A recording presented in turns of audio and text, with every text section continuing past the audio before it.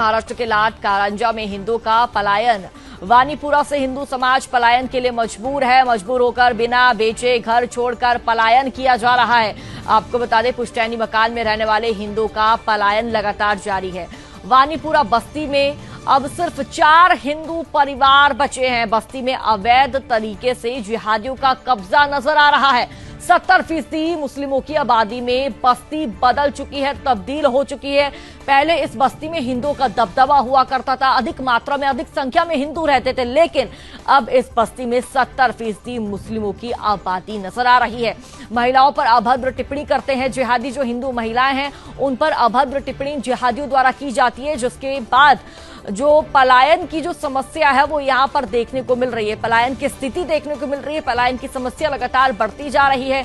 हिंदू जबरन पलायन करने को मजबूर है, क्योंकि यहां पर जो जिहादी रहते हैं बहन बेटियों से छेड़छाड़ करते हैं, अभद्र टिप्पणी करते हैं और पूरा इलाका, जो पूरी बस्ती है, पूरा जो क्षेत्र है वो मुस्लिम आबादी में बदलता हुआ नजर आ रहा है। महिलाओं पर अभद्र टिप्पणी करते हैं जिहादी। हिंदुओं को जान से मारने की धमकी तक देते हैं जिहादी, जिसके बाद हिंदुओं द्वारा यहां से पलायन किया जा रहा है। महाराष्ट्र के वाशिम जिले का कारंजा गांव, इस शहर में हम हैं और इस शहर में भगवान दत्त गुरु का जन्मस्थल है और इसके लिए पूरे देश से लोग यहाँ पर आते हैं। वानीपुरा जो प्राचीन एरिया, पुरातन एरिया यहाँ पर है और अब इस एरिया का जो है अनुपात बदल चुका है और इस एरिया का नाम भी हम देख सकते हैं। यहाँ पर मस्तान चौक ऐसे उन्होंने नामकरण भी अपनी ओर से कर दिया है। किसी भी शासकीय कागजात पर इस चौक का नाम जो है वो अभी तक नहीं बदला है। तो वही यहाँ पर रहने वाले लोगों को किस तरीके की तकलीफ हो रही है ये भी हम देखेंगे। तो लेकिन साथ में ये भी है कि यहाँ से इसके पहले 10 लोगों ने अपना घर जो है वो बेच के चले गए हैं। बाकी लोगों ने घर छोड़ कर गए हैं और उनके घर पर जिहादियों ने जबरदस्ती कब्जा किया है। इतना ही नहीं, यहाँ पर वानी समाज के जो गुरु है उनकी जीवित समाधि है। उस जीवित समाधि के ऊपर भी अवैध बांधकाम करके वहां पर भी जिहादी रहने आए हैं। पूरे एरिया का क्या मामला है, आइए जानते हैं। बस्ती में अब 3 घर बचे हैं, लेकिन तीनों घरों में कुछ न कुछ प्रॉब्लम होते आया है। क्या हुआ था आपके साथ? क्या जबरदस्ती हुई थी? क्या मामला था? मैं यहाँ पे, मेरा ये एंसेस्ट्रल घर है, मैं पैतृक घर है मेरा, और ये मेरी मालकी की प्रॉपर्टी है।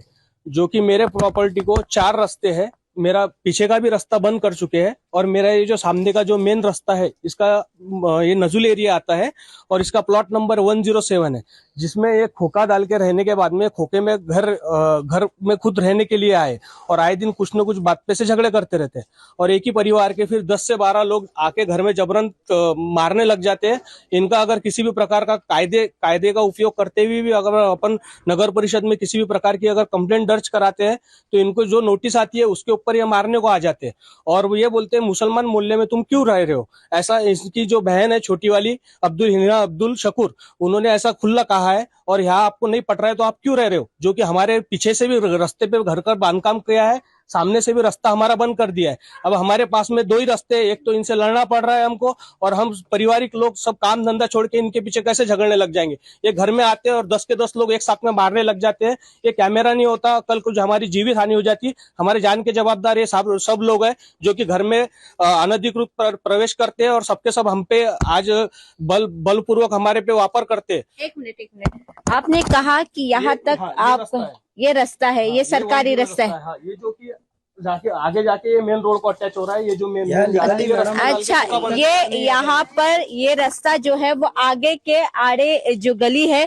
वहां पर जा रहा था, लेकिन आप देख सकते हैं कि ये जबरदस्ती इन्होंने ये लकड़ी का काम किया है। जबरदस्ती यहाँ पर जो है वो अपना टीन का झोपड़ा बनाया है। इस वक्त हम कारंजा शहर के जो वानीपुरा है वहां पर है और वानीपुरा में इसके पहले सभी हिंदुओं के घर थे, लेकिन अब इस एरिया का नाम जो है वो मस्तान चौक रखा गया है। ये आंटी है, इस आंटी से हम बात करते हैं क्योंकि इन पर यहाँ पर जो है वो जबरन तरीके से कैसे लोगों ने घर छोड़ के गए हैं, यही बात हमने देखी है और सुनी भी है। आंटी, क्या नाम है आपका? आशा भाई प्रदीप देशमुख।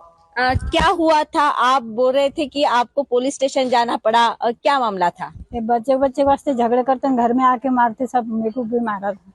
नहीं, बॉडरेशन क्रिएट करने वाली है, टेंशन देने वाली है, क्योंकि हम हमारे घर में रहते हैं, बिल्कुल बिंदास तरीके से रहते हैं, लेकिन कोई अगर हमारे घर में झांक रहा है, ये प्रेशर जब क्रिएट होता है तो वो भी टेंशन देता है। तो हमने देखा है कि इस पूरे एरिया में हर घर, जितने भी घर हिंदुओं के बचे हैं, गिनकर 3 और 4 घर, हर घर में यहाँ पर तकलीफ देना अब शुरू हो चुका है, ताकि ये जो बस्ती है वानीपुरा है, ये पूर्णतः मुसलमान बस्ती बन जाए। स्नेहल जोशी, सुदर्शन न्यूज के लिए कारंजा, लाड।